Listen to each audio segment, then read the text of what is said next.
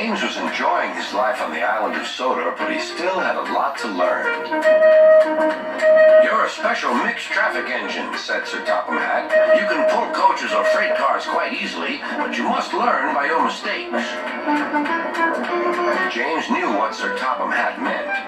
He could well remember that dreadful accident on his first day. "Be careful with the coaches, James," said kind little Edward. "They don't like being bumped." Everyone came to admire James. "I'm really a splendid engine," he thought, and suddenly let off steam. Whoosh! A shower of water fell on Sir Topham's nice new top hat. Just then the conductor blew his whistle, and James thought they had better go. Go on, he puffed to Edward. Don't push, replied Edward. The coaches were grumbling too. Don't go so fast, don't go so fast. But James didn't listen.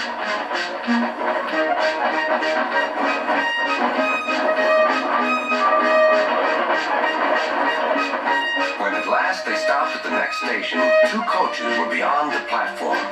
They had to go back to let the passengers out. But no one seemed to know about Sir Topham's new hat, so James felt happier.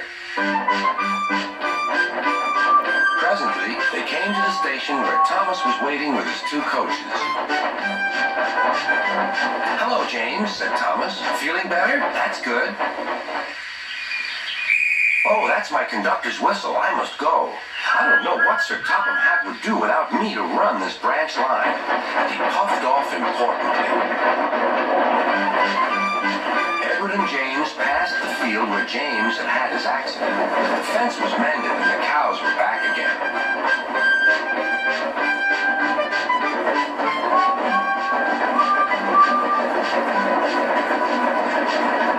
They ended their journey and rested before setting off for home. James was still wondering what Sir Topham would have to say about his new hat.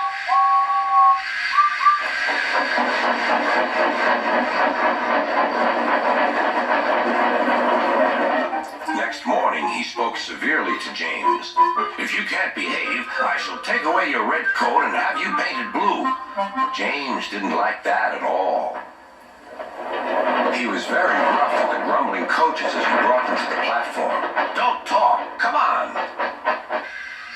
Gordon never has to fetch his own coaches, he thought to himself, and he's only painted blue.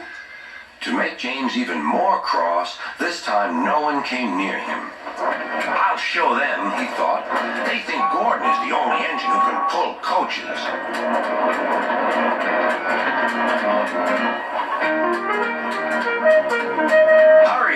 Hurry, puffed James. "You're going too fast, replied the coaches.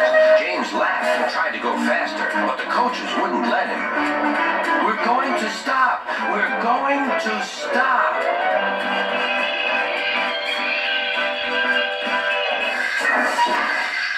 "What's the matter?" James asked his driver.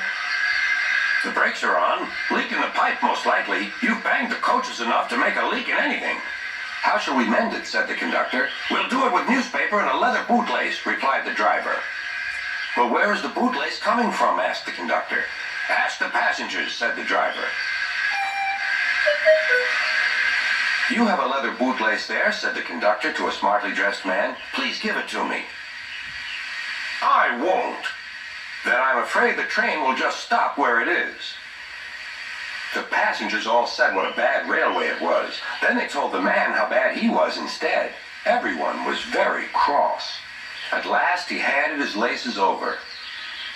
The driver tied a pad of newspaper tightly round the hole in the brake pipe, and James was able to pull the train.